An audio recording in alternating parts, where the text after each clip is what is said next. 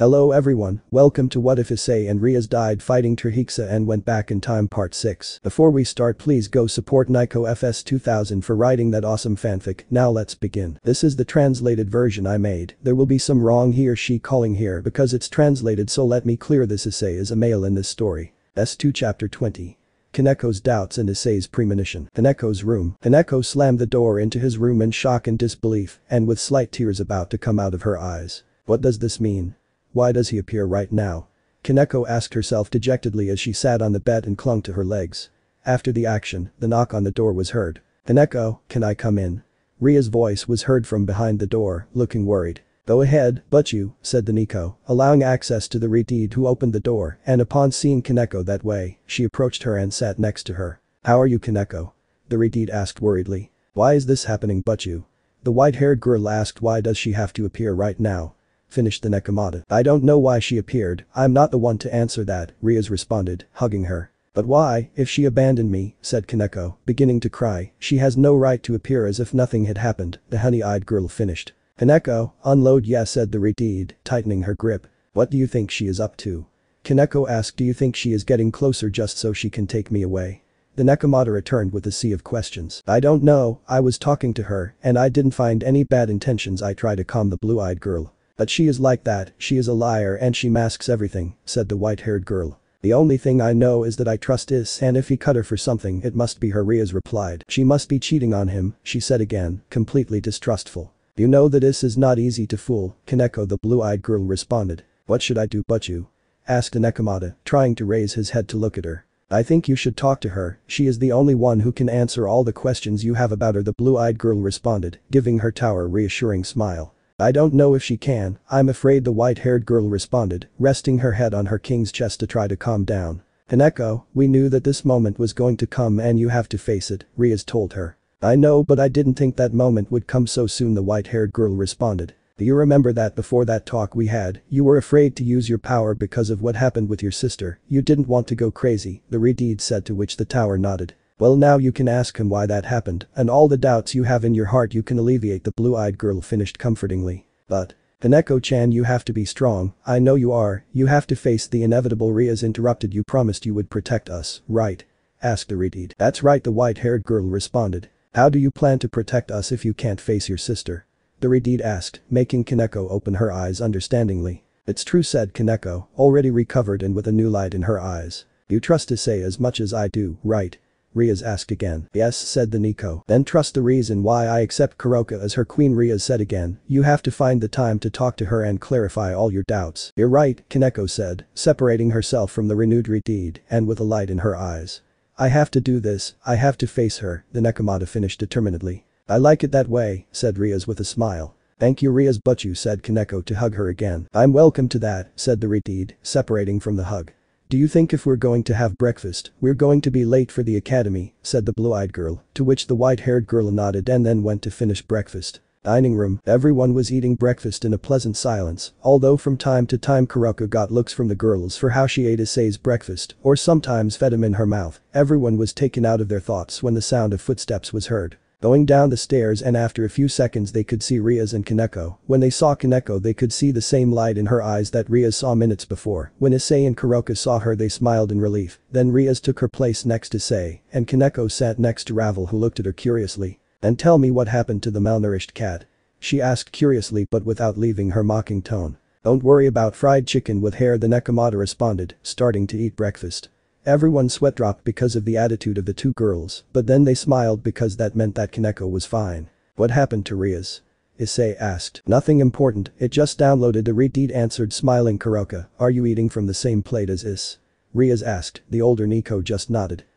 It seems that it helped him, he looks better," said Akeno looking at his Kohyui. "Yes, get ready, Kuroka, because the questions are going to rain down on you," said the blue-eyed girl. "I expected it anyway," said the black-haired woman, sighing. "And by the way, today you will also start the academy like all of us," said the blue-eyed girl with a funny smile. "Huh?" the black-haired woman said incredulously. But nothing," the Redeed intervened. "Or maybe you don't want to be next to Issei?" the blue-eyed girl asked. "It is the job of a queen to be and accompany her king at all times," the Redeed finished. "It's okay," Kuroka responded, sighing. "That doesn't mean you take advantage of the situation," Rainer said, looking at her seriously. "Jealous?" Kuroka asked mockingly. Why should she be jealous of you? Rainer snorted. Ahaha, despite being one of Issei's women, you are not a queen, and I am, said the Nekomata with confidence in her voice. Upon hearing what Kuroka said, the fallen angel only growled annoyed and looked to the other side. By the way, Kiara, Issei called, receiving the attention of the orange-haired girl. What's happening, Issei? The demon asked. The day after school I want you to stay at the club with Sarah-chan, helping her with whatever she needs, said the brunette. Any special reason? The red-eyed girl asked. None, but I have a bad feeling. She has been very calm lately, the honey-eyed man responded, capturing the attention of those present. You think Kakabiel will attack today, don't you, Is-chan? Serafal said, to which everyone saw her. Issei only nodded to the Mao. Well, if Issei's hunch is correct, we have to be ready, said Rias, to which everyone nodded. You are aware of what we are talking about, right? The retreat asked Kuroka. Enough, Rias answered the Kuroneko. Well, it's time to go to the academy before we get too late, she said to Akeno. Everyone nodded and then picked up the plates and took them to the kitchen. Well, when we get back, I'll take care of washing them, he said with a smile. As helpful as always, Issei said, caressing the blonde's head. It's time to go, Rainer said, to which everyone began to leave to go to the academy. S2 Chapter 21. Kuroka at the academy. The cult club. Well, guys, wait here. In the meantime, Akeno and I will go talk to Sona so that Kuroka can be admitted to the academy, said Rias, to which everyone nodded. Well, let's go, Akeno. Whatever you say, but you, Akeno responded, to which the two retired towards the student council. Wow, it seems like I've missed something, said Kiba, looking at Kuroka and then at Issei. Kiba-san, this is Kuroka, Kaneko-chan's sister, said Lefei, responding to the blonde. I see, now knowing Kaneko's story I wonder, how did we get to this? Asked the Gremory Knight, confused. A lot of things have happened, Kiba-senpai, Kaneko responded with her typical expression. Like for example that now she is Issei's queen, Rainer continued with a frown. That's right. Kiba asked, looking at Issei. Yes, Kiba is, answered the brunette. Why is Rainer frowning? Are you still jealous because I am Issei's queen and not you? Kuroka intervened, looking at the fallen with amusement. I don't know what you're talking about, Kuroka, what you say is nothing more than a title, Rainer said with annoyance. Ifufu, and that title bothers you, right? Kuroka asked again, to which the black-haired girl grunted in annoyance. Not at all, don't think you're too Nekomata, Rainer responded indifferently. Rainer-san, with every word you say your annoyance becomes more evident. I recommend that you remain silent, said Ravel, earning a look at a more annoyed fallen angel. That could generate annoyance in the group, and that would imply more work for me as Issei-sama's manager, and although I like to help him by doing this, I don't want your whims to cause problems, the phoenix finished sharply. Whims? The black-haired girl growled angrily, looking with a murderous look at the blonde phoenix. Enough, it's not good to fight between us, she said like this. Asia-chan is right, Serafal said, smiling. Well, Kiara-chan, Asia-chan, Irina-chan and Zenobia-chan, could you help me settle here? I have several things to organize to start doing my work from here, said the Mao to him. That the aforementioned nodded and dedicated themselves to following the pigtailed Mao to help them. Well, leaving Sarah-chan aside. You're very territorial, aren't you, Ray-chan? Issei asked, looking at one of her couples. Rainer just looked away, embarrassed. Well, Issei-kun, how did a criminal wanted by the underworld become your queen? Kiba asked his friend. Actually, she looked for me to be part of my entourage, the brunette responded. I just took advantage of the opportunity to recruit someone powerful, the brunette explained. Yes, of course, Kuroka whispered to herself with a smile as she thought about everything that happened with Issei in the last few hours. I see, the blonde replied, nodding his head. Wait, One-sama, how come you looked for Issei and why? Kaneko asked her sister. That's Shirin, and the reason I looked for her is because I consider her to be a suitable person to have my kittens, Kuroka responded with her typical tone of voice, surprising those present and making Issei sigh. Kittens? Kaneko said, shocked with a slight blush. Wait, does that mean you're only with Issei because she's strong? Rainer asked, and the others just nodded, supporting her. Some problem, he has been very cooperative with the issue, hasn't he, Isnaya, Kuroka said with a seductive tone at the end, while she licked the brunette's cheek. Is that true, Is? Her fiancé asked with a sweet smile that made the chestnut man shiver. Ah, I don't know why they're complaining, if in the end I'm going to end up having children with everyone, Issei whispered. Huh? They answered now if all the girls blushed. I said it out loud, right? Issei asked with nervousness in her voice. The girls just nodded while her hair hid her eyes, and Kiba cunningly decided to make a strategic retreat by taking a few steps to the side. Pervert, they all shouted, and then each one launched a respective attack on the brunette. Ag, the brunette shouted as he was hit by the attacks and sent against the wall. Tcha, that hurt, although maybe I deserved it, Issei said, trying to stand up. Fix the wall and rebuild your clothes, they all said. But Issei tried to say, already recovered, but he was interrupted. Just do it, they all demanded again, and Issei wisely nodded. Oh, Issei-kun, the trouble you're getting into, Kiba thought with a nervous smile as she watched his friend fix the wall and rebuild his clothes with magic. Student council. We see Sona and her entourage doing the work of the student council. Okay guys, classes are going to start, get ready, said Sona. Yes Keicho, everyone responded in unison when a knock was heard on the door. Come in, said the black-haired woman. When the door opened she could see Rias and Akeno passing. Oh Rias, Akeno, what brings you here? Sona asked before the attentive gaze of the entire council. Hello Sona, Rias responded. Hello Sona, Keicho, Akeno responded. We come to enroll a new student at the academy, said Rias, leaving the Citri curious. Oh, and who would she be? The black-haired girl asked interested. Hiroka Hellcat, Akeno responded. Hiroka Hellcat. Sona asked herself, wait, isn't she a criminal wanted by the underworld for killing her king? The Citri asked incredulously, surprising the majority present except her queen, who was already aware, and of course Rias and Akeno. That's right, Akeno responded. And can we know why they want me to enroll a criminal in this academy? Sona asked. The only thing you have to know is that now she is one of Issa's servants, and I trust her judgment to choose her entourage, Rias explained, surprising the student council. Is he part of her entourage? Asked the Citri queen. Her queen specifically, and she is under her protection, Akeno said, surprising Sona and her entourage. Issei has one more servant. Saji asked incredulously. The Grimoire just nodded. Lucky damn, he ended up crying in I'm style, taking a drop out of everyone and making his king sigh. And one Isama, what do you think? Sona asked. Like us, she trusts Issei's judgment and supports him no matter what, Rias explained, to which the Citri nodded. Okay, I'll enroll her in our course, said Sona. I think it's good, said Rias. By the way, how is Kaneko? She is her sister after all, and she was very hurt with her for a long time, Sona asked again. She is taking it better than we thought, Rias responded. Very good, the black-haired woman responded. Well, without further ado, we leave, said Rias, leaving with Akeno. We'll see you later, Sona responded, saying goodbye to her friend. Oh, by the way, Sona, I, like you, am preparing and paying attention today, said Rias before leaving. Because you said so? Sona asked curiously. Issei woke up with a bad feeling today, and every time that happens, nothing good usually happens, the Retit explained, leaving the place, making the Citri sigh. The cult club. Rias and Akeno entered the club, receiving everyone's gaze. Well, Rias? Issei asked. It's done, Kuroka, from today you will be our classmate, you will go to the same course as us, the Retit answered, and everyone nodded. I assumed so, although I had the slight hope that I would be in the same room as Isnaya, the Nekomata responded, a little disappointed. You can't do everything in life, Nisama, Kaneko said. I already know, Shirin, the black-haired woman responded. How did Rias-chan take it? Asked Serafal. At first I hesitated, but when I told him that you agreed, he didn't object, the Retit explained. Well then, there's only one thing left to do, Issei said. And what is Issei-kun? Irina asked. I'll go talk to Surziches about the issue of Kuroka, the brunette explained. I think it's best, said Ravel. Will you go now, Isama? Asked Lefei. I won't go at lunchtime, explained the honey-eyed. Will you take someone? Rainer asked. No, I'll go alone, Issei replied. Well, I think it will be good for you to know that Onisama is in Grimoire Castle. Today is the day he stops by to visit my parents, said Rias. Okay, that's good to know, said Issei. Well, now it's time to go to class, so let's all go to our respective classes, said the Retit, to which everyone nodded and began to leave. See you in a while, Serafal, said Rias, saying goodbye to the Mao. See you later, Rias-chan, Akeno-chan, the Mao responded. See you later, it will be Chan, said Issei, who was the last one left in the room, approaching the black-haired girl to give her a kiss that the Mao gladly reciprocated. See you, Chan, the black-haired girl said with a smile. Room 3B. Rias, Akeno and Kuroka were about to enter the classroom when they met Sona and her queen. So you are Kuroka, said Sona, looking at the Nekomata. It's nice to meet you, Citri heiress, Kuroka responded. Well, I'm going to ask you to stay here until the teacher lets you in, said Sona. It's okay, the black-haired girl responded.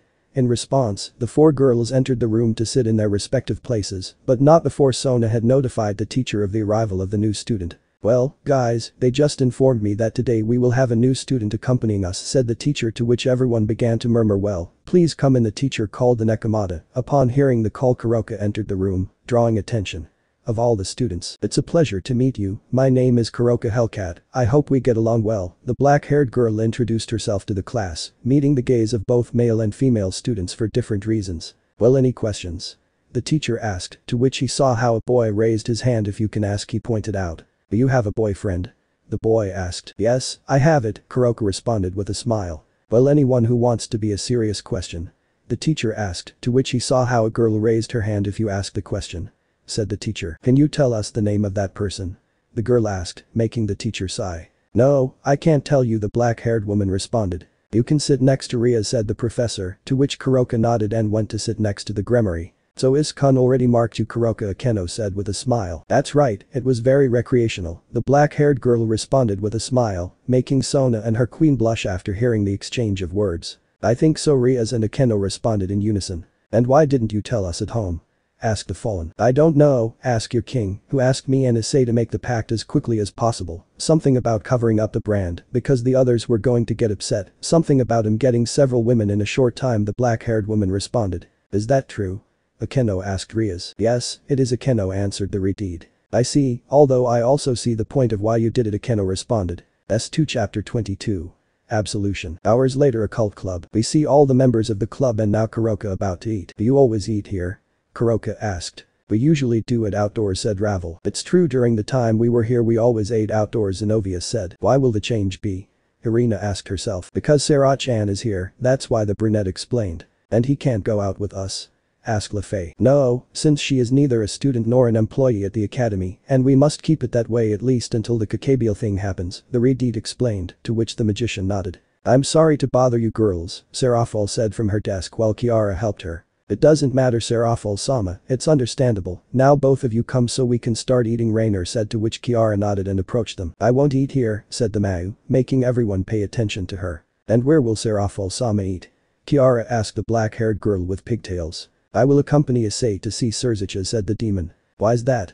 Issei asked, raising an eyebrow. Because I am a Mau of the underworld and you, as a low-class demon, must obey me, the violet-eyed girl responded with a smile, making Issei sigh and the others look at her with annoyance. That's not fair, Serafal-sama, he said, pouting. Let's go like this, it's not a big deal, said the Mau, looking at the blonde. If we consider what happened the last time you and Issei-kun were in the underworld, Akeno said with a smile. Yes, it was very recreational, said Serafal. We know, they all said. We don't know, said Zenovia and Kiara in unison. Well, Kiba stayed out of these topics as always, as did Kaneko, who was sitting on Issei's lap eating without taking any notice of him around her. You will soon know, they all said again in unison. Well then it's time to go, it will be Chan Issei, said Kaneko-chan, the brunette called, earning an annoyed moan from the younger Nico, for having to move. Okay, let's go, said the Mau, standing next to Issei, taking one of her arms, and then heading to the underworld through the magic circle of the Sekiruyute, while the girls and Kiba dedicated themselves to eating. Underworld Gremory Castle. The residents of the castle, whether Zeoticus, Venilano or Surzichas and Grafia, were having lunch at their table when the Sekiruyute's magic circle was present in the place where Issei and Serafal were seen. To what do we owe your visit, Issei-kun? Surzichas asked while the others watched the brunette. Nice to see you, Venilana Okasama, Zeoticus Odo-sama, Nai-sama, Grafia the chestnut tree greeted. Hello, Serafal greeted with her typical smile. Nice to see you too, Issei-kun, said the older Gremories. I see that you always come in good company, Issei-kun, said the red-haired Mau. I was going to come alone, but something about me being the Mau and you being the low-class demon happens in between, and here it is, the brunette explained. It's good to have power over you, Issei-chan, said Serafal as he got closer to Issei's ear. I see that you are having a good time in the human world, Serafal-sama, said Zeoticus with a smile. Why do I say no? Yes, Zeoticus-chan, said the black-haired Mau with a smile. Do you want to eat? I'll send you to look for dishes. Venilana asked, to which both the brunette and the black-haired girl nodded. After they sat down and brought them their food, they began to discuss them while they talked about things about life. And tell me, Issei-kun, why have you come? Because I don't think you came alone to visit my parents, did you? Surzichas asked the brunette. Come on, maybe I can't come visit my in-laws, said the honey-eyed man with a tone of indignation in his voice. But you're right, Rias told me you were here, the brown-haired man said again, getting serious. And what is the topic to talk about? Asked the Mau. Hiroka Hellcat answered the honey-eyed one, making those who accompanied them curious. And why do you want to talk about her son? Zeoticus asked curiously. Because I want Cersei to do me the favor of removing her from the list of most wanted criminals in the underworld, explained the brunette. And why do you want me to do that, Issei-kun? Asked Surzichas. Let's say I tame her, Serafal said dryly. Domestic? Venilana asked confused. You see, Kuroka has become one of my servants, my queen specifically, and now she is under my protection. That is the reason why I ask this of you, brother, Issei said. I see, the redeed responded. And if she is your queen, why doesn't she accompany you?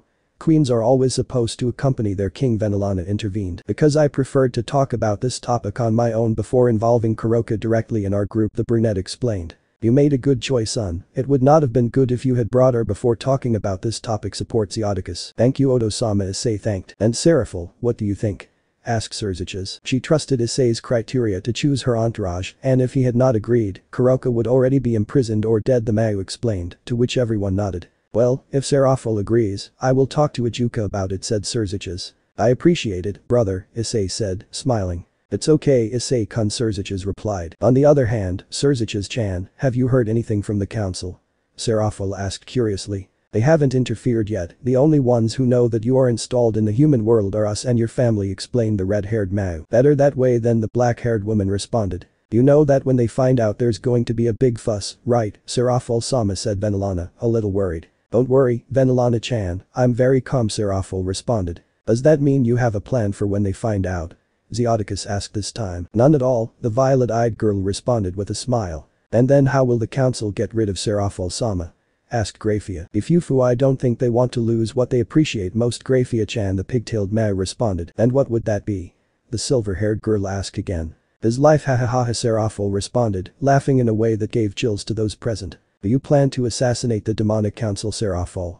Asked Serziches. Not at all, Serziches-chan, but I don't think they want to face Issei's wrath. In case you don't remember, in the rating game of Razor and Rias-chan, Issei already threatened them, you just have to exert that threat. I don't think the council will pay much attention to Issei Serafol-sama, after all he is a low-class demon, said Venelana. Don't worry, Oka-sama, if the time comes and it's time to do it, I won't face them as a low-class demon, but as the Sekiryu-te, the brunette explained. And you think that with your current power you can do it, because those council members will be old, but that doesn't mean they are weak, Zeoticus said, a little worried. I'll tell you a secret that only Rias knows, so he doesn't have to leave here until he reveals it, said the brunette.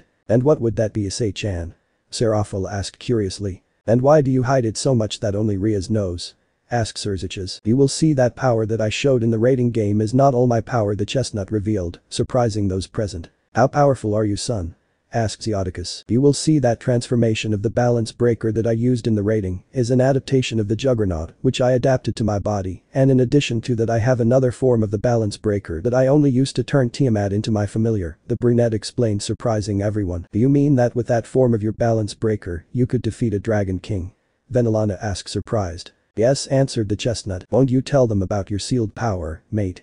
Drake asked curiously. It is not necessary, partner, it is still very early, I have to continue training, and if the time comes to release it without having been able to reach a new state of balance breaker, even if I cannot use that power to its full potential, it will still be a great increase in power, explained the chestnut. The best way to acquire a new status is to train with your companion Tannen, said the Welsh dragon. I know, but everything in his time, the blue-eyed man responded. This kun, if you defeated Tiamat, that means, Serziches said, coming out of shock. If neither Sama, when a female dragon loses against a male dragon, the female dragon becomes the male dragon's partner, and in case the male dragon does not accept this, the female dragon becomes a nuisance. Not like that, Drake, said the honey-eyed. HMP, don't even remind me, mate, I owe you one for getting me out of that mess with Tiamat, the dragon responded. Wait, Welsh dragon, do you mean that you defeated Tiamat and you didn't reciprocate?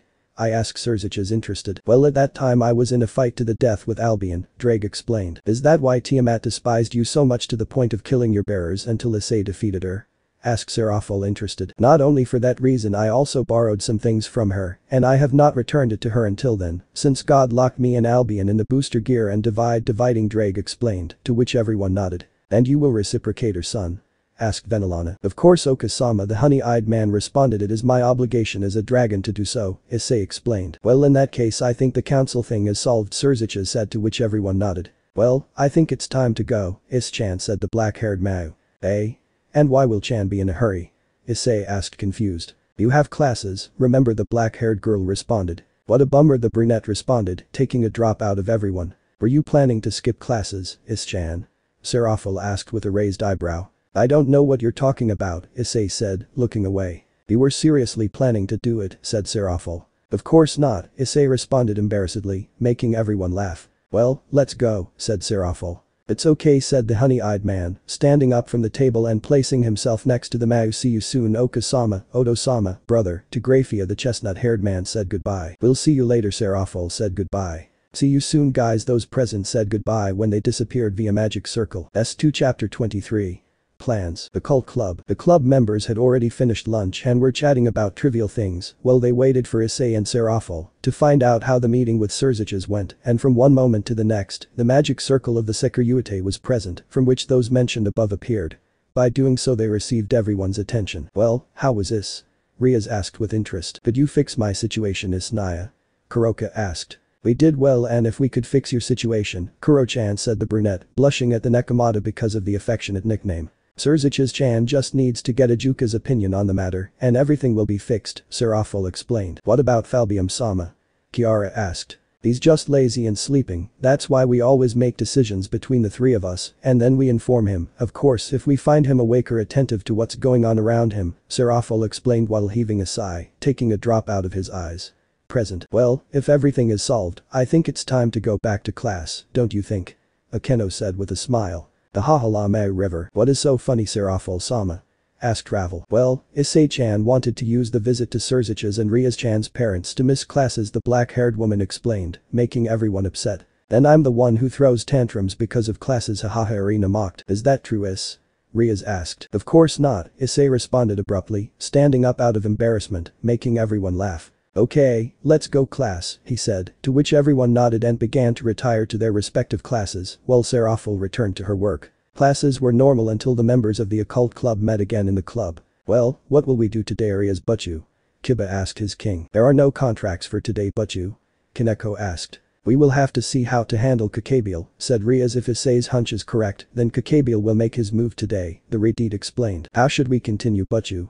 Zenobia asked. Well, leaving Serafol and Kiara. Ravel, what do you think? Asked the Redeed. To begin with, we would have to know what allies Rias-sama has.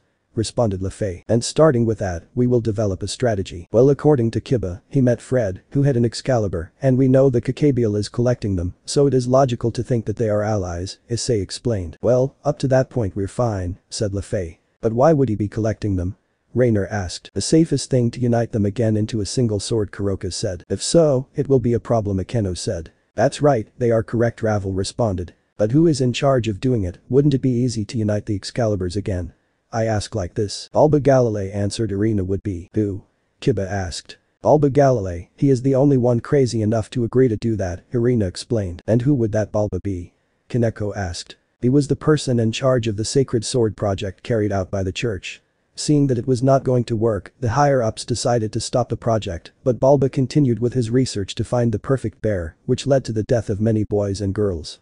After that, the old man escaped and nothing is known about him, Zenobia explained, leaving everyone surprised. Alba Kiba said with anger. If you want to take revenge on someone for what happened to you, I recommend that you take your revenge at their expense, said Zenobia, seeing Kiba's expression. Rest assured, I will, Kiba responded with conviction. Well, we now have the important points, Ravel explained. Yes, although we still don't know how they will join the swords and where, said LeFay. Well, but we will discover that as we go, I suppose, said Rias indifferently. The Kakabiel will attack in search of the missing Excaliburs, LeFay explained. And since there are two missing, only those of, said Ravel looking at Zenobia and Irina. Do you propose that we act as bait?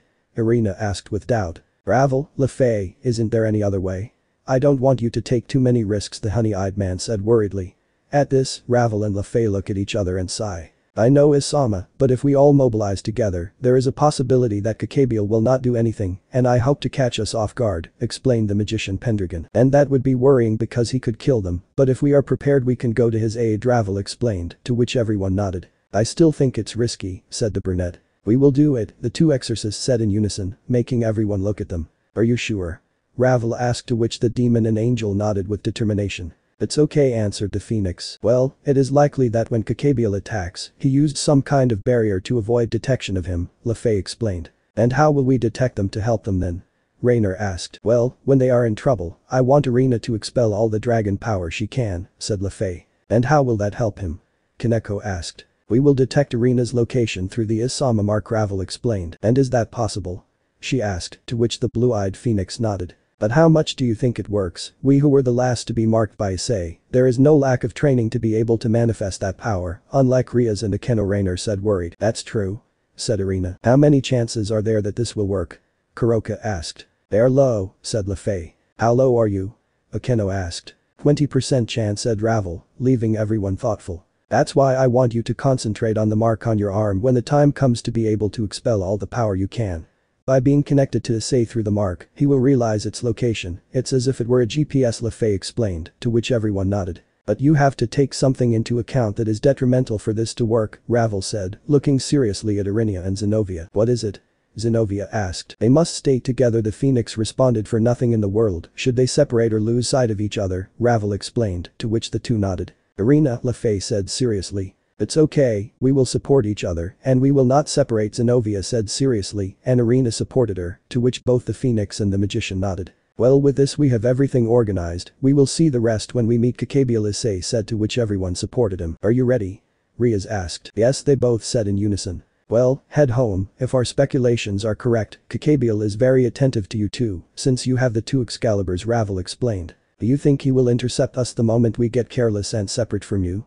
Zenobia asked, to which Ravel and LaFay nodded. Very good, then let's begin, said Zenobia. Let's go, Zenobia-chan, said Irina, and then the two left the club towards the Haidu residence. I hope you are well, said Issei. Don't worry, they'll be fine, said Rias. You certainly have two good strategists, Is-chan, said Serafo, praising the ability of the demon and the magician, embarrassing them and making the brunette see them with a smile. I am surprised by the deductive and analytical capacity they have, Kiara said, observing them. Thank you, they both said, slightly embarrassed. Well then, let's wait, Kuroka said, and everyone nodded. S2 Chapter 24. Battle in the park, streets of Kuo. We see Irina and Zenobia walking through Kuo, heading to the Haidu residence. Hey Zenobia, do you think this will work? Irina asked worriedly. You're scared, right? The brunette asked. Well, a little bit, yes, the orange-haired woman confessed. What are you afraid of? Asked the Durandal bear. What happens if this fails? If I can't manifest Issei's power? If they don't manage to help us? Irina said, very worried. Do not worry, everything is going to be okay. You should have more confidence in your abilities, because if you don't trust yourself you limit yourself, said Zenobia, giving the angel a comforting smile, to which she smiles back. Thank you, Zen-chan, you are right. I will be able to achieve it, said the violet-eyed girl with determination. That's how they say it, that's why you're my partner. We have to watch our backs, we have to follow the plan to the letter, said Zenobia seriously. Irina just nodded. That ready, Zenobia said as she felt a presence and felt a barrier appear around the park they were passing through. Yes, said Irina. Wow, the little exorcists, they turned into little demons, Kun said, a voice appearing in front of Irina and Zenobia. Fred Selson, said Zenobia, would be. What do you want? And why do you have that Excalibur? Irina asked, would it be? Oh, you mean this beautiful sword, he said, madly licking the Excalibur blade. It was a gift from my superior, the white-haired man said again, and regarding what I want are his Excaliburs, said the maniacal exorcist, going to attack the two girls at great speed. Seeing this, both Irina and Zenobia reacted by taking out their wings and dodging Fred's attack, watching him from the air. Oh, interesting, a little demon and a little angel, this will be fun, ha ha ha, the white-haired man said madly. Do you want our Excaliburs? Irina asked while a magic circle appeared next to the two of them. How lucky that darling helped us create our own pocket dimensions, the orange-haired woman thought while she took Mimic out of the magic circle, and Zenobia did the same with destruction. Then come take them from us, the two said in unison, lunging at Fred, to which the exorcist had to run out of the way to avoid the thrusts of the two swords. Ahahaha, if they attack, this is getting exciting, said Fred with a crazy smile. Shut up, you damn crazy man, Irina said, taking flight towards the white-haired man, launching a horizontal thrust at him, which Fred intercepted with her sword. What a temperamental girl. Now, I will defeat you, Irina said with determination, just like Darling did. If I remember correctly, I defeated you twice, but you ran away like the rat you are, the orange-haired woman said again mockingly, kicking Fred, separating a few meters. You know that bastard, Fred said with clear anger in his voice. And what do you think, Exorcist-chan? Irina said with a smile. Damn trash, said Fred angrily. I will take revenge on that bastard by murdering you, said the white-haired man angrily. Then, at great speed, he appeared behind Irina, giving her a strong kick in the back, sending her back a few meters. Not happy, he appeared in front of her, giving her a strong blow to the jaw, lifting her up a few meters. Then he appeared above Irina, sending a thrust of his sword towards her head, an attack that the orange-haired woman was able to block with Mimic, but did not have the force of impact that sent her crashing to the ground. After the attack, Fred returned to his position. Ha ha ha ha, what did you think of that, Angel-chan? Fred said madly. Wow, that blow was hard, Irina said, trying to get up. No, you won't get up, I'll kill you, ha ha ha, the white-haired man said again, going to attack Irina, but was stopped by Destruction and Zenobia. I hope you have learned your lesson, you should not provoke your enemy, said Zenobia, looking askance at Irina while she struggled with Fred. I'm sorry, said the orange-haired girl, already compassed, scratching her head. Move, you damn demon, I'll kill her, then you continue, Fred said angrily. And you think I'll let you do that, said the blue-haired girl, pushing hard forward to distance herself from Fred. Okay, now we'll go together, Zenobia said again, standing next to Irina. She's alone, nodded and got ready. Come on, I'll kill you both anyway, said the renegade exorcist with an evil smile. The demon and the angel took out their wings again and took flight towards the white-haired man to attack him. The first to appear in front of him was Zenobia, giving him a downward cut, which Fred blocked. Then Irina appeared behind him trying to decapitate him. The exorcist, noticing this, she crouched down, avoiding the cut of the sword. Seeing this, the blue-haired girl moved away. Irina instantly reacted by giving her a kick that hit the man's neck, sending him a few meters to the left, falling to the ground. Fred tried to stand up to continue the fight. But Zenobia, seeing this, did not let him, appearing in front of him, giving him an upward cut, leaving a line of blood that began in his stomach and ended on his chest, and after 2 more sword blows caused other wounds that crossed the first. The white-haired man screamed in pain, jumping back and then touching his chest with one of his hands, which was full of blood. Damn bitch, you'll pay me, Fred said angrily, going to attack Zenobia, but was intercepted by Irina, who looked with a smile. What happened, Exorcist-chan? A pretty girl hurt you, Irina said with a mocking smile.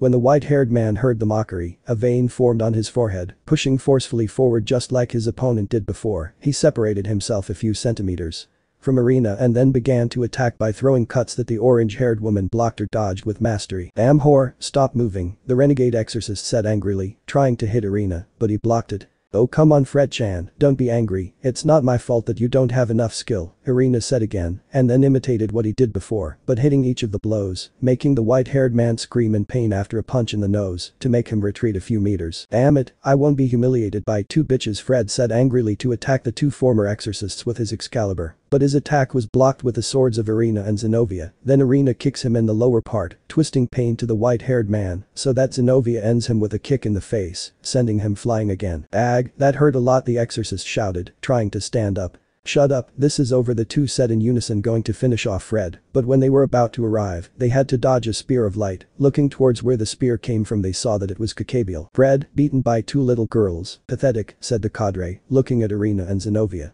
Cacabiel, the 2 said again in unison. What do you want here? Zenobia asked. The Excaliburs are not obvious, said the black-haired man with a smile. Irina, I think it's time, the 2 of us won't be able to fight them, Zenobia said in a whisper to Irina, who nodded and closed her eyes so she could concentrate on the power of the mark. Cacabiel, what are we going to do with those damn bastards? Fred asked his master. We will take away the Excaliburs, answered the black-haired man. Do you feel the power of the Irina brand? Zenobia asked. Wait a minute, the violet-eyed girl responded and then put herself in the lotus position and closed her eyes again. What are you doing? Cacabiel asked, interested. And how will I know? Fred responded. After a few minutes you can see how a red aura tries to manifest itself in Irina. The cult club. We see the club members doing their jobs while they waited for Irina to alert them. Hey Is-chan, do you plan to tell the leaders when Cacabiel attacks? Seraphil asked with interest. Yes, and I plan to give them this, said Issei, showing something. What's that? Rias asked. Are they transmission buttons? Explained the brunette, looking at the redeed. Do you want the leaders to see the Isama fight? Asked Ravel. That's right, Ravel, Issei responded, smiling at her. And where did you get them, Miss Naya? Kuroka asked. Are they our creation? Said the honey-eyed. By creation you mean, Drake intervened. Was the idea of it being a button Issa's? Asked Rias. If Rias was my idea, why? The chestnut said asked. Not for nothing, answered the redeed. Isama, why is it a button? Instead of something else? Asked LaFay. No more questions, Faye. Issei responded to the magician. It was the first thing that occurred to me, yes. It's okay, Is, we were just asking, said Rias, looking at him with a smile. Sarah-chan, will you go to the underworld to see the fight with Surziches? Issei asked. I don't know, Is-chan, I don't think so, the Maya responded. Okay then, the brunette replied, smiling at him. Partner, concentrate, Drake called, to which the brunette, listening to his partner, became serious and then concentrated. After a few seconds, he could feel Irina's presence. I can feel Irina, the brunette warned, making everyone pay attention. Get ready and get together. We will go with my magic circle, the honey-eyed explained. Everyone nodded and stood around Issei. When the magic circle appeared, see you, it will be Chan, Kiara-chan. Issei said goodbye just like the others, disappearing. Good luck guys, she said to herself, Seraphil. With Irina and Zenobia, we see Irina and a lotus flower while she emanates a reddish aura from her body. Next to her was Zenobia. I knew you were going to make it, the brunette said with relief. Hey, what is that girl doing? Fred asked, still annoyed. This is going to get interesting, said Cacabiel. After a few minutes a magic circle appeared from which the members of the occult club emerged. Until we finally see each other's faces, Cacabiel said Issei, observing the fallen man while the others grouped together. What do you want in my fallen angel territory? Rias asked with a frown. Oh Gremory Eris, Seker Uite, it's a pleasure to see you, the cadre said mockingly, observing both. And as for your question, I come for the Excaliburs of those little girls, but you were already aware, right? The fallen man finished, answered the redeed's question. "And you think we will let you get them?" Rias said again. "When we finish uniting the Excaliburs, we will recover those last two, and when I kill you, Grimoire Heiress, a new holy war will be unleashed." "Ha ha ha ha," the black-haired man exclaimed, laughing madly. "Wait for our last two Excaliburs, that means that," Zenobia said without believing it. "That's right, I found the two missing Excaliburs. It wasn't easy, but I managed to get them," Cacabiel said smiling. "We'll see you in your territory, Grimoire Heir, at the Kuo Academy," said the fallen one looking at Rias. "Let's go, Fred," the black-haired man finished and then disappeared. "We'll see you, bastard," said Fred to throw a smoke bomb and flee. "They are going to the academy," Akeno said. "Well, this is what we will do," Issei said, drawing everyone's attention. "Irina, Ravel, take a step forward," the brunette finished, so that the angel and demon nodded and did as requested. "Yes, darling Isama," the two said in unison. "You will go to heaven and hell to deliver this to the leaders," he said, and then took out the buttons. "These are transmitter buttons, Irina. It will be so they can see the fight. I want you to go give them to them, explain the situation to them, and return to help," the honey-eyed informed, and then gave each one a button. "It's okay, darling Isama," the two responded again in unison. "Very well, in the meantime I will do the same to Azazel," said Issei. "Meanwhile those who remain here warn Sona and arrest Cacabiel. Do you think Rias?" concluded the honey-eyed. "I think Is," the Redeed responded with a smile. "Well, we will meet soon, Ravel." Irina walking, the three nodded and disappeared in a magic circle to inform the leaders. "Let's go, guys," said the Redeed. Everyone nodded and started heading to the academy. D2 Chapter 25. Informing the leaders. Grigory. We see Azazel, Penemu, and Barakiel walking through Grigory's hallways heading towards Azazel's office. "What is known about Cacabiel?" asked Barakiel. "Nothing new," Azazel replied nonchalantly. "You are always so carefree, how irritating," said Penemu. "Calm down, they worry too much," Azazel said as they arrived at his office, and he opened the door to enter. Sky 6 Sky. We see Michael doing his usual work and Gabriel helping him when the Securiute magic circle appeared, leaving Irina out of this. "Good afternoon, Michael-sama." Gabriel-sama. Irina greeted her superiors. "Hello, Irina-chan," Gabriel greeted happily. "What brings you here, Irina?" asked the blonde. "I came by Is-kun's order," the orange-haired girl responded. "Did something happen with Is?" Gabriel asked, a little worried. "He sent me to inform you that Cacabiel attacked and give you this," Irina said, and then handed the button to Michael. "What is this, Irina?" the archangel asked the orange-haired girl. "It's a transmission button that Issei is distributing among the factions so they can watch the fight," Irina explained to the two archangels. "That means that the other leaders are aware," Gabriel said, more to herself than to those present, although that does not prevent them from listening. "If at this moment Ravel Phoenix went to tell the Mayu and Issei himself went to Grigory," Irina explained. "And Grigory?" Gabriel asked. Irina just nodded. "Anything else, Irina?" Michael asked with a smile. "Oh yes, Cacabiel found the two lost Excaliburs, and now they are missing Destruction and Mimic to complete the Excalibur," the orange-haired woman explained, leaving the two archangels surprised. "How is it possible that he found them?" Michael asked, surprised. "He said it was difficult, but he found them." "He didn't say more," the violet-eyed girl responded. "This complicates things, but Is can overlap, and with his help he will achieve it," Gabriel said confidently. Michael and Irina nodded with a smile. "Well, that's all. I'm leaving to help in the fight, Michael-sama." Gabriel-sama. The orange-haired girl said goodbye, to which the two brothers returned the greeting while she disappeared into the magic circle. "You're going to Grigory, right?" Michael asked, looking at the blonde. "That's right," Gabriel responded. "I don't recommend it. It's not good to wander into the other factions, at least until we clarify this thing about Cacabiel." The leader of the Sky tries to intervene. "Don't worry, Issei is here, otherwise he wouldn't go," said the archangel with a smile. "See you, little brother," disappearing from the place, making Michael sigh. Lucifer Castle. We see Surziches and his queen in his office with Ajuka Beelzebub discussing issues that had repercussions on the underworld. When the magic circle of the Securiute appeared in the office, noticing those present, Ravel came out of it. "Good afternoon, Surziches-sama," Ajuka-sama, Ravel greeted, bowing. "Ravel, what brings you here?" Surziches spoke, smiling at him. "Oh, I came to bring you this," said the Phoenix, taking out the button that Issei gave her and leaving it on the desk. "What is this, Ravel Phoenix?" Ajuka asked, interested. "That's a transmission button," the blonde answered. "Isama asked me to bring them to him. Well, he was going to give one to Grigory, and Irina Shidu gave one to Heaven. It's so they can watch the fight against Cacabiel," Ravel explained, to which the two Mayu nodded. "So he already attacked," said the red-haired Mayu, to which the Phoenix nodded. "This is interesting," said Ajuka, examining the button. "He also sent me to inform you that Cacabiel has the two lost Excalibur in his possession, and that the only ones missing to complete the Excalibur are the two that the envoys of the church have, Zenobia Quarta, who has Excalibur Destruction, and is currently became a knight of Rias-sama, and Irina Shidu, who has Excalibur Mimic. She is currently an angel reincarnated by Michael-sama, and a companion belonging to the servants of the Securiute," Ravel explained seriously, to which the Maze nodded. So he was able to find the two Excaliburs, said Surziches. I wonder how he got them, since not even the church itself knew about it. Ajuka contributed thoughtfully. By the way, what about that name they call themselves? Did Haidu Issei give them to them? Asked a curious Beelzebub Mao. In fact no, he didn't ask us to call ourselves in any way, it was just something that came naturally, and we proclaimed ourselves that way, explained the Phoenix. I see. Ajuka nodded to the blonde's explanation. What about Serafol? Ravel Surziches asked the blonde. Well, Serafol Sama said that he would stay in the occult club while the fight takes place, which will be right there at the Kuo Academy, Ravel explained. The Mao only nodded. Well, we leave this in the hands of Issei-kun, said the red-haired Mao. Ravel informed Issei that the Kuroka issue is already solved. Ajuka agrees. I also tell him all the details about Kakabiel and the Serafol situation, and there is no problem, explained the Mao Lucifer, to which Ajuka nodded. Very Surziches Sama, I will be in charge of informing you, the Phoenix responded without further ado. I leave, Ravel said, bowing to activate the magic circle. Upon seeing this, the two Mao returned the greeting before he disappeared. Guo Academy Student Council. We see the council members going about their daily business regarding the academy when a knock is heard on the door. Come in, Sona said as the door opened and Serafol and Kiara were seen entering. So I came to visit you, Serafol said happily. What are you doing here, Wani-sama? Sona asked seriously while the others bowed. Oh come on, aren't you happy to see your pretty Wani-sama? Said the Mao in the same way, approaching the desk where her sister was. It depends, are you coming for something important? The black-haired girl asked. Even if you don't want to show your emotions, I know you love me, said the Mao with pigtails, already in front of her, and then gave Sona a hug, surprising her. What are you doing? Don't hit yourself so much, said the Citri, pulling her sister away from the hug. You would have to treat me better, Sotan, said Serafol, moving away from Sona, then you will never win over Is-chan, the violet-eyed girl ended up saying, blushing at the younger Citri, and then sat in the chair in front of the student council president's desk. What are you saying, Wani-sama?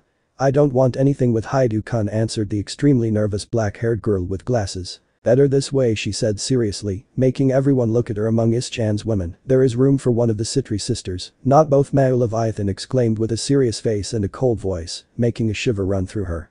Back of Sona and the others. Is Sona okay? Serafol finished seriously. Yes, Wani-sama, the younger Citri answered nervously. On the other hand, Kakabiel attacked, reported the black-haired girl with pigtails, making everyone get serious. When did Serafol-sama attack?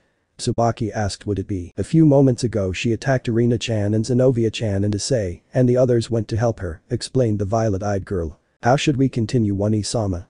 Asked the black-haired woman with glasses. I want you to wait for them to return and adapt to their plan, they will surely have more information when they return here, am I clear? Serafol reported seriously. Hi, Leviathan-sama, everyone responded in unison, accepting their Mao's orders. After a few minutes the magic circle of the Grimoire group appeared in the room from which the members of the occult club came out. Rias, what's happening? Asked Sona would-be. The Kabiel is going to attack the academy, Rias responded seriously. As? Was the only thing those present could say. Sona, I need you and your entourage to make a barrier around the academy while we delay Kakabiel while Liz arrives, Rias explained. It's okay, Sona responded. And where is Haidu-kun? Tsubaki asked curiously. This, Irina and Ravel went to tell the leaders about this, Rias responded. Anything else, Rias-chan?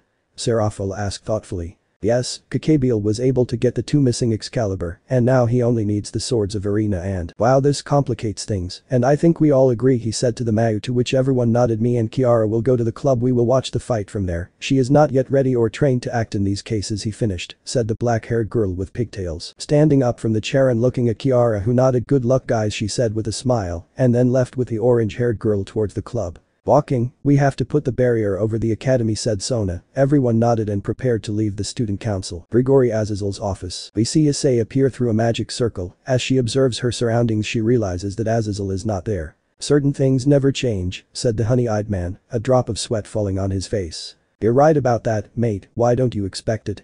Drake said, to which Issei smiled, seeing a bottle of whiskey on a table in the corner of the room. The brunette approached it, grabbing the bottle, and then he poured himself into a glass and walked towards the desk, sitting on the chair, putting his feet on the desk. Well, let's wait for it to arrive, Issei said, taking the glass that she served. Ahahaha, you enjoy it right? Drake asked, amused. Of course, partner, the brunette answered, smiling. Issei settled in the chair when he heard the door open. You never change, Azazel. You don't even care about your job as faction leader, Issei said to the fallen man who was entering the office, surprising him as well as those who accompanied him. Issei, said the fallen one, coming out of surprise, as did Barakiel and Penemu. What are you doing here? He said, smiling when he saw him so comfortable. Why don't you introduce me before, man? said the honey-eyed man, looking at an intrigued Barakiel and at a blushing Penemu who, upon seeing her, smiled at her, which made the black-haired woman blush more. Barakiel, Penemu, this is Haidu Issei, current Secretary Azazel introduced him nonchalantly. A pleasure, I'm Barakiel, one of Grigori's cadres. The fallen man introduced himself, to which Issei nodded. My name is Penemu, and I am also a cadre. The black-haired woman appeared, already recompassed from the previous situation. The brunette only smiled at her again, and then saw Azazel. I came to inform you that Kakabiel attacked, Issei said while Azazel sat in the chair in front of him. You will take charge, right? She asked nonchalantly, making Penemu notice a vein while Barakiel looked worried. How can it be that you don't take anything seriously, said the fallen one with fury while hitting him on the head. You see, I always tell you that, Issei said while she laughed at the fallen man, to which Penemu smiled at him. Don't pay attention to him, he's just trying to score points with you, the black-haired man responded with a smile as he settled back into his place, making Penemu blush, who was going to answer him, but he continued talking. Well, when are you planning to leave? Azazel asked, getting serious. In a while, there's a lot of alcohol left to drink, right? Said the brunette smiling, taking a drop from the two fallen who accompanied their leader. At the end of the day they ended up being equal, said Barakiel as he looked at them both. Ahahaha. Azazel started laughing and then toasted Issei while they both laughed. No, similar, yes, Issei responded to his father-in-law. By the way, Azazel, you remember the deal, right? Issei asked seriously. Of course man, don't worry, the fallen man responded as he took his drink. Take this, the brunette said, taking the button out of his pocket and putting it on the desk. This is a transmitter button, you can see the fight with this, the brunette explained, to which everyone nodded. An aura of light put everyone on alert, revealing Gabriel, surprising the fallen and making Issei smile. Gabriel said the three fallen people, surprised, to which the archangel only sees them with a smile. What are you doing here? You know that visiting an enemy faction is not allowed, Gabriel-chan, said Issei, looking at his angel, making the face of the three fallen three turn towards Issei. They told me you were here and I came, Gabriel responded smiling at his Issei, plus you have to fight Kakabiel, and it is my duty as your guardian angel to protect you. Iskon the blonde finished saying. Are you going to fight with me? The honey-eyed man asked seriously. I don't think it's necessary, Issei, or do I? The archangel asked sweetly, to which Issei could only shake his head. Wait, do you two know each other? Penemu asked, trying to hide her jealousy. And you are his guardian angel? Does that mean he has your blessing? Barakiel asked surprised. Yes, Penemu-chan, we know each other, Gabriel answers happily as he approaches Issei, making the fallen woman frown. Your answer is also affirmative, Barakiel. Issei is my chosen one, the archangel responded, already next to Issei, to which he descends the legs of the desk so that Gabriel could sit on his lap. As he did so he gave Issei a tender kiss, leaving Barakiel and Azazel with their jaws on the floor and a Penemu who was furious, throwing a death glare at the archangel. Don't go too far in the fight, Iskon, said the blonde, separating from the kiss while she wrapped her arms around Issei. Don't worry, nothing will happen to me, said the brunette to give her another kiss that the archangel reciprocated, spending a few seconds until they separated. So you also claimed the most beautiful archangel in heaven, Azazel said with disappointment in his voice, recovering from the shock. That's Azazel, Issei responded, looking at him again, seeing his downcast face, turning to look at the other two, he saw a surprised Barakiel and a Penemu who was bursting with jealousy, the latter made the brunette smile. One more thing before I go, Issei said, capturing everyone's attention while stroking his blonde angel's hair. Kakabiel was able to find the missing Excaliburs, and he only needs the ones that we are protecting, the brunette explained, making the three fallen get serious, while Gabriel snuggled into his chest. This complicates things, doesn't it? Said Penemu. That's right, Barakiel responded seriously. Nothing that you and your group can't handle, right? Azazel, said asked, Issei just nodded. I only told you this so that you are informed. The fact that you have found those swords does not complicate things, it only makes them more interesting. The three fallen just nodded. Well, Gabriel-chan, do you want me to accompany you to heaven? Issei asked, stroking her hair. I would like that, Iskon the archangel responded, taking her head off of the chestnut's chest to see him with a smile. The honey-eyed boy nodded, so that then the two got up from the chair and Gabriel surrounded one of his arms in Issei's left. So you leave, said Azazel to also stand up from the chair and stand in the middle of Barakiel and Penemu, to which Issei and Gabriel stand in front of them. That's right, Issei said to see Penemu and approach her. It's a pleasure to have met my secret admirer, said the brunette, caressing her fallen cheek with his right hand, making her blush wildly. Then the chestnut approached Azazel. A pleasure as always, man, said the honey-eyed, stretching out his hand. You are welcome whenever you want, man, said the black-haired man, shaking hands with the brunette, and even more so if you bring such good company, the fallen man finished, smiling, looking at Gabriel, whose frown could be seen. Who knows, man, answered the honey-eyed man, now approaching Barakiel. It's nice to meet you, Haidu Issei, said the fallen one, anticipating him. It's a pleasure, Barakiel, Issei responded, shaking hands with the man. It's a pleasure to finally meet my father-in-law, Issei finished, smiling, then moved away from the three Fullen and activated the magic circle. That? Barakiel said surprised. I hope to see you soon, especially your Penemu-chan said the brunette smiling at her before disappearing, making the cadre blush even more. This damn bastard stayed with Gabriel, Azazel said, falling to his knees. Azazel, I call Penemu. Yeah? Palworld asked, turning to look at her, going pale because of the look that the black-haired woman was giving him, a look that promised death. What's going on? Azazel asked, stepping back, intimidated by the woman. You dared to tell him, Penemu said angrily, approaching Azazel in a dangerous way. The black-haired man, dead from fear, was trying to say. Me what? Said the fallen one, already next to her leader, starting to hit him in every possible way. Azazel shouted in pain while his partner hit him. Wait, at least I'm paying attention to you. No, said the injured fallen man, begging for Penemu to stop talking about it. He stopped, blushing because of what Azazel said, thinking that she was right. Issei had paid attention to her and even smiled at her a few times. HMP, I guess you're right, said Penemu, moving away from his victim, standing with her arms crossed. Azazel, Barakiel called in a dangerous tone, making the fallen man turn his head to see him nervously.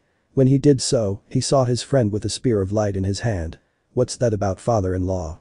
The black-haired man asked angrily. Wait, let me explain. The color-haired man could not finish, since Barakiel threw the spear of light at him, hitting him. Azazel screamed in pain, crashing against one of the walls of the office, only cracking it. What you heard, Barakiel. Penemu responded to the black-haired man's question. This is Akeno's boyfriend, more specifically his second fiancé, the fallen woman explained. How do you know? Barakiel asked, looking at her seriously like the second fiancé. Who is the first? The black-haired man finished. Rias Gremory, your daughter's king. Penemu responded, and how do I know? That's not your concern, the black-haired woman finished, leaving Barakiel thoughtful. You would have let me explain before attacking me, right? Azazel said, compassing himself. What do you know?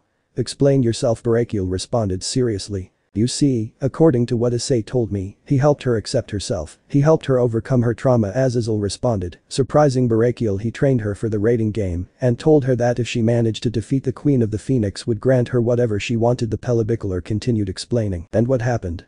The black-haired man asked. She won, Grigori's leader responded, and when Issei asked her what she wanted as a reward, she gave him her virginity. Azazel finished. That?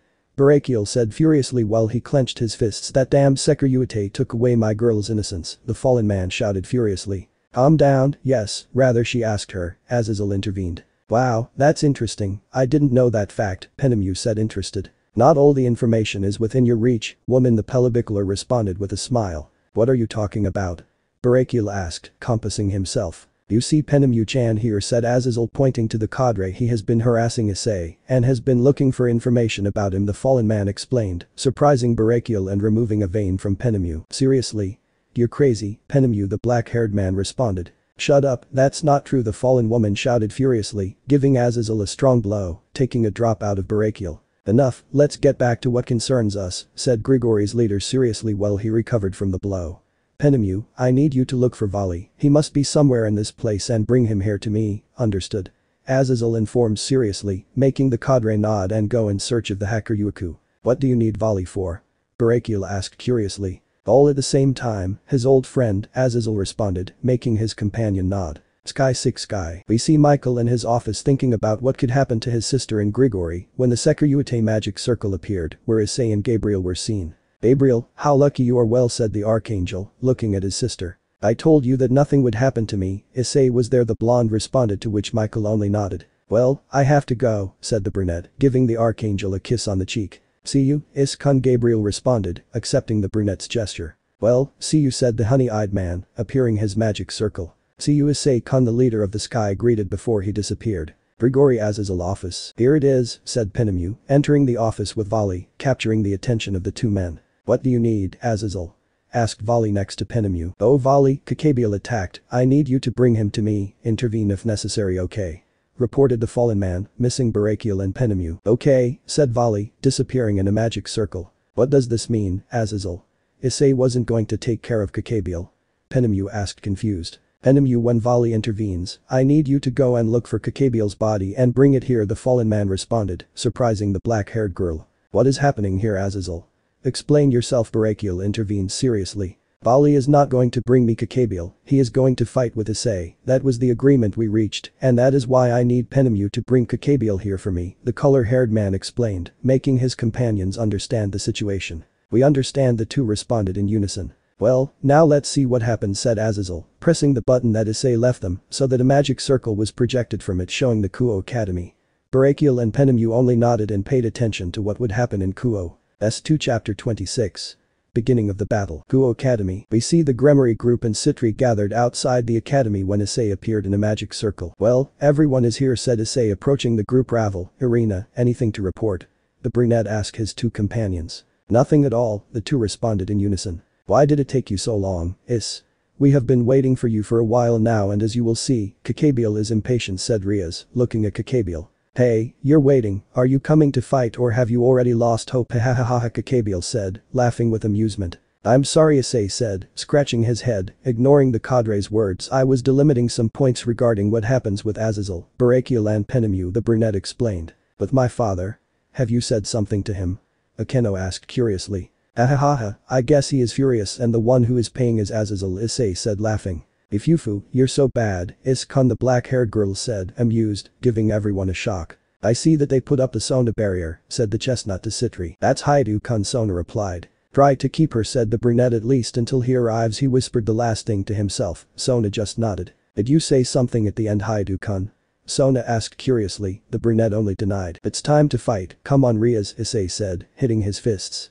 The Redeed just nodded and walked to the brunette's side and took one of his hands. The fight, said Rias, the others nodded and stood behind their respective kings and walked towards what would be the battlefield. The time has come for our first challenge, the chestnut said to himself. We are well prepared, said Rias smiling. Battlefield, until they appear, I was already thinking that they were scared shitless, Kakabiel said, amused watching the group approach. Afraid of you? Issei asked sarcastically. Hahaha, don't make me laugh, little bird, Issei laughed, mocking the fallen one. You dare to make fun of my Sekiryuite, the black-haired man said furiously. You lack a lot of power to be at my level, the cadre finished in a cocky manner. Because we didn't find out then, Mr. Arrogant, answered the brunette. Ahahaha, I have a gift for you, said the cadre when a flare of fire was present. Cerberus, LaFay said, surprised seeing the entity capturing everyone's attention. Cerberus? Asia and Rainer asked in unison. That is a being from Greek mythology. It is in charge of guarding the doors of the underworld ruled by Hades, and as you can see it has that shape, the phoenix explained, to which everyone nodded. These dogs are annoying again, the chestnut boy thought, disappointed. But this time there are 9, as Rias told him. HMP, they multiply like flies, Drag opined as everyone saw the 10 dog-shaped beasts with 3 heads. Well, who is in charge of the 8 dogs? Issei asked. But there are 9, Naya Kuroka said, confused, to which Issei pointed towards the sky. When they looked up everyone saw another Issei with his wings spread. Genso Senjutsu. Kei's no Hane, the brunette shouted, throwing sharp blades of wind from his hands in the direction of Cerberus, cutting him, and then taking a deep breath. Akaryu no Hoko, Issei shouted, launching a roar of fire towards the Cerberus, turning it into ashes, leaving everyone surprised. Since when can you use the wind element, Issei? As far as I knew we were training our fire elemental Senjutsu, which is our natural element as we are dragons, Rias asked interested. Well, since we were training that element, since it is my natural element, I thought I would concentrate on learning one to complement it, and while we were training with fire, I put some clones to practice the use of wind, Issei explained, making Rias nod her head. Those clones are useful, you have to show them to me later, said Rias, giving the brunette a smile which he returned. With pleasure, my Rias, Issei responded. Incredible, said Rainer, who was the first to react, to which everyone nodded. Naya, I didn't know you could use the elements of nature to your advantage, Kuroka said, impressed, drawing everyone's attention. That's right, the brunette replied, smiling. You are very interesting, Sekiryuite, Kakabiel said with a smile, making everyone turn their attention to him and the battle. Ifufu, I think it's my turn, Akeno said, smiling, taking a step forward and then changing into her priestess outfit and taking out her fallen wings, taking flight towards one of the Cerberus. Akeno stood in front of the Cerberus when a considerable amount of lightning came out of a magic circle towards the Cerberus, which grunted in pain from the electric shock and attacked the black-haired girl with one of its paws, which he dodged by flying backwards and then rising. Ifufu, you are resistant, Akeno said, so that 3 holy lightning dragons began to form behind her and then attacked the Cerberus, damaging it considerably. You are a good daughter of Barakiel, it's a shame that your rays are not so powerful, the black-haired man said with a smile. Shut up, don't you dare compare me to him, besides who says that my rays are weaker, Ifufu said Akeno, and then the magic circle of the Sekiryuite appeared. The magic circle of the Sekiryuite? The fallen man asked curiously, seeing how a red lightning dragon came out of him that hit the Cerberus. When the smoke spread, the seriously injured Cerberus could be seen. Ifufu, it seems that you still don't have enough, Akeno said laughing, while a red aura covered her, guarding her wings. She began to fall towards the ground, but then some red wings could be seen on Akeno's back, starting to take flight again. She began to shine. When the glow ended, Akeno could be seen wearing the same kimono, but this time red. A red kimono? Issei asked, surprised like the others. Let's see what he surprises us with, said Rias looking at her friend. Ifufu-kun is not the only one with new techniques, while red rays fell from the sky, to which one hit Akeno surrounding her entire body, raising her right arm to the sky. The rays began to gather together, forming a giant red bird in all its glory. He introduced you to my Ritori, said Akeno, and then lowered his hand pointing at the Cerberus, causing the enormous bird made of lightning to fall on him. Upon impact a loud howl of pain was heard. When the smoke cleared, one could see to the dead Cerberus with great damage. That is my Ritori, created based on my dragon lightning. And now I am the priestess of the dragon, Akeno explained, leaving everyone surprised. Ritori, said Rias and Issei with their mouths open. I see why the change of dress with your white kimono. You call yourself priestess of lightning, right? Irina was surprised. The black-haired woman just nodded. That was epic, Zenobia said enthusiastically, making everyone drop a drop. Wow, you are surprising, without a doubt. Your rays are stronger than brachials, but to what extent can you control them, priestess of the dragon? Kakebila asked with a smile. I don't know, there is much room for improvement, Akeno responded, returning to her companions. Hey Drake, just as you transfer your consciousness to Issei's clones, do you think you can transfer it to me? Asked Rias. As? Issei and Drake asked in unison, surprised by the Retide's occurrence. What they heard, answered the blue-eyed girl. Wow, that's an amazing idea, Gremory, Drake responded, coming out of shock. Do you think it's possible, mate? Issei asked, still a little surprised. Well, I would have to try to transfer my consciousness towards the mark, and Rias would have to concentrate on the same, in addition to concentrating on his power and on the place where he wants me to manifest myself. But we could try, explained the dragon. And where in me can you manifest yourself? Asked the Retide. It would have to be on the right arm, since it is the one that carries the mark, explained the dragon. Well then, let's concentrate, said Rias, beginning to concentrate, closing her eyes. Drake nodded and imitated her. After a few minutes, Ria's dragonic aura exploded, drawing everyone's attention. What are you trying to do, Gremory Air? Kakebila asked with interest, seeing the same aura that surrounded Akeno a few moments ago. I'm ready, I won't be left behind, the blue-eyed girl said with determination. It seems that the transfer was a success, the Retide said again. Transfer? All the doubtful girls asked about what the Gremory said. It's time to dance, are you ready, Drake?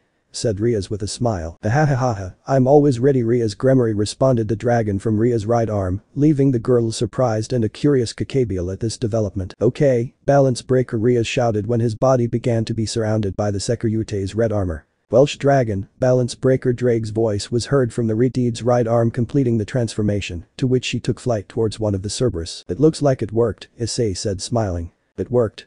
They all asked, looking at Issei with doubt. Then he explained to them, do like Kiba and watch the fight, he is quiet, Issei said looking at his friend who was paying attention to what was happening. The girls just nodded and looked back at Rias. The Retide hit one of the heads of the Cerberus making him growl. When he composes himself, Cerberus throws a flare of fire from his 3 mouths, to which the blue-eyed girl creates a magic circle to defend herself. I would like to continue playing, but I don't want to delay your fight too much with these annoyances, said Rias. Good idea, I can also already feel Albion's presence here, haha, Drake responded with emotion in his voice. Can you boost?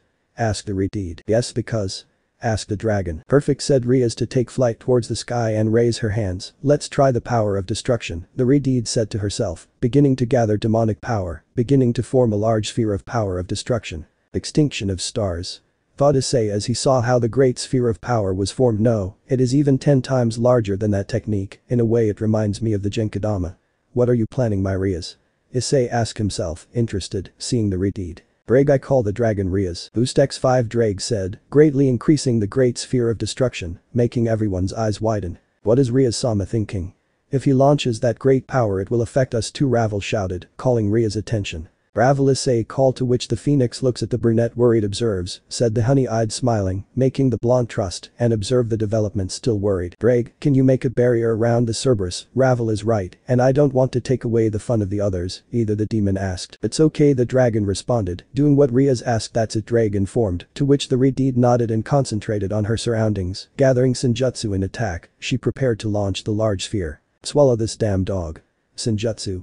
Kaidena Hakai Kai, Rias shouted, throwing the large sphere towards the Cerberus that destroyed everything in its path.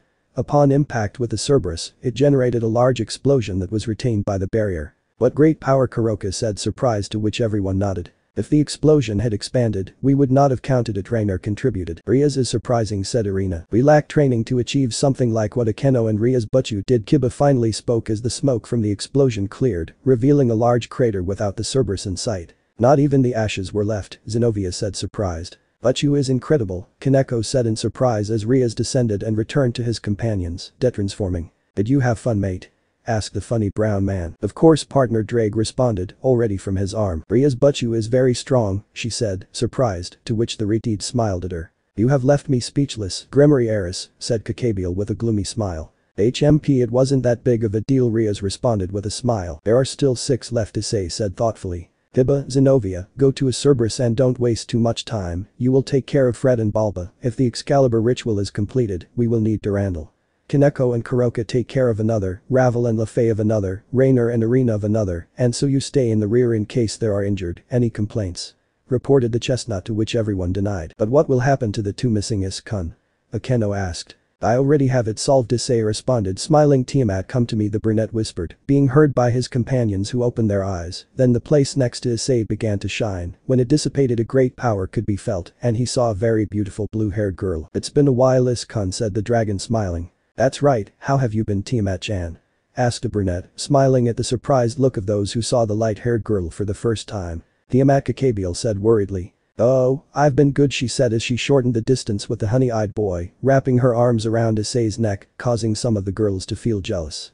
Issei reciprocated the hug by taking her waist. "I've missed you a lot, my dragon," said the girl. Exuberant woman, completely shortening the distance with him, giving him a passionate kiss, which the honey-eyed reciprocated. Upon seeing this, some of the girls began to burn with jealousy. "Calm down, I told you this was going to happen," said Rias, noticing how some of his harem sisters were jealous. Those involved just looked away. "And how have you been, Drake?" asked a dragon, separating from the kiss and looking towards Issei's arm. "Fine, and you?" the dragon responded nervously, making the light-haired girl laugh. "Come on, Drake, why are you so nervous? I've already smoothed out my laziness with you from the moment I became Mrs. Wife," said the dragon, amused, before the attention of everyone, including the missing Cerberus. "Thank goodness, I owe you a companion," said the dragon, sighing. "Ha ha ha ha, and tell me, are you still as lazy as always?" the blue-haired girl asked, laughing. "Hey, how dare you call me that?" Drake responded angrily. "Drake," said Tiamat with a dangerous voice, making the red dragon nervous, "that we have solved our problems. Doesn't that give you the right to talk to me, so I'm clear?" "Hi," Drake responded with fear, taking a drop out of everyone. "By the way, Aria's Gremory, I call Tiamat." "Yes," the Retid answered, looking at her. "I see that you have become quite a dragon. I congratulate you," said the light-haired girl, congratulating the Gremory, "but I also notice that you don't want to do it completely." "I appreciate her words," Tiamat Samarias responded. "Oh, come on, treat me normally. You are the one in charge here. After all, before I became his wife, he took you," the light blue-haired girl said, smiling, surprising all of Issei's women except Rias. "Well, you're right about that," said the Retid. "On the other hand, I see that our Issei has taken several women after us," said the dragon, looking at all the girls, making the aforementioned laugh nervously and Ria's nod. "But I see that the one who followed us was that black-haired girl. She is the one who most is close to your current power. Although it still has a long way to go," said the dragon, looking at Akeno. The others calculated that they did it recently. Upon hearing it, they all nodded. Tiamat-sama, Akeno called what the dragon observed. "What do you mean by saying that you're Issei's second wife? If that is me, since I was the second one that Issei was with?" I asked, confused. "Ahahaha, I was sorry to take you off your pedestal, but I became Issei's wife since he beat me in that battle. It doesn't matter that you slept with him before me. Ask Issei and Rias if you don't believe me," answered the dragon. "It's true?" the black-haired woman asked, looking at her king and her boyfriend. The two just nodded. "Don't be depressed, you're still on the podium," said the light-haired girl, making Akeno smile. "That means that I am the fourth," said Lafay, depressed, causing a drop to fall on the others. "Well, why did you call me Is?" asked Tiamat. "He needed a favor," the brunette replied. "Come on, I'm your family member. It's my job to do what you ask me," the light-haired girl responded. "I need you to finish off 2 of those little dogs," said the honey-eyed man, pointing forward, to which the dragon turns and sees the Cerberus. "Oh, I see that they are in trouble, and I'm here having a social life," said the light-haired girl, looking at the Cerberus. "And only now do you realize?" Kakabiel shouted angrily for the absurd conversation he had to listen to. "Just 2?" the light-haired girl asked. "Yes, the others are covered," Issei responded, to which Tiamat nodded. "Then let's take care of it. Disperse," said Issei. Upon hearing this, the designated group and Tiamat dispersed to each Cerberus. Well, this was happening with the faction leaders. Hell, Grimory Castle. In Grimory Castle, we see Surziches with Graphia watching the magic circle projection of the fight, who were joined by Ajuka Beelzebub, Zeoticus, Venelana Grimory and Milikas Grimory, son of the first two mentioned. It seems that the fight is going to start, Surziches said, watching how the group of his sister and brother-in-law approached Kakabiel. Do you think they will be okay, son? Venelana said, worried. Don't worry, Issei is very powerful, they will be fine, Zeoticus intervened. Also, do you remember what he told us when he came with Seraphol? The Mayu asked, leaving her mother thoughtful, remembering her son-in-law's words. You're right, they'll be fine, Venelana responded with a smile. Pay attention, said Milikas, this will get interesting, he finished while observing the Cerberus. Are those Cerberus? Zeoticus asked, a little surprised. There are too many, the Grimory matriarch said worriedly. Don't worry and watch, Surziches said, capturing Issei's clone behind one of the Cerberus doing its wind and fire attack, destroying the Cerberus. I didn't know I could use the elements of nature, Graphia said. So it seems, although the fire does not surprise me, after all it is a dragon, Zeoticus replied. Issei, it's surprising, Milikas said excitedly. Yes, it is, Surziches responded, smiling at his son. I wonder how they will continue now. Issei already caught Kakabiel's attention, said Venelana. I think everyone will get your attention, Venelana Sama, Graphia said. Graphia is right, after all Issei trained the entire group, said Surziches, to which his parents nodded. Does that mean that Rias is not very powerful? Milikas asked. Yes, it is, Milikas, Zeoticus replied. For the moment let's see what Akeno-chan shows us, said Venelana, watching how her daughter's queen took a step forward to face a Cerberus. How powerful do you think she has become, son? Zeoticus asked, seeing how the black-haired woman changed into her priestess outfit and began to emanate rays. I don't know, father, but what I'm sure of is that that's not all of his power, the red-haired Maya responded. Let me know in the comments below if you guys want the next part. Also check out my other video that has been shown and left. Thank you for watching. If you enjoyed this video, please like and share this video. And have a fantastic day. Bye.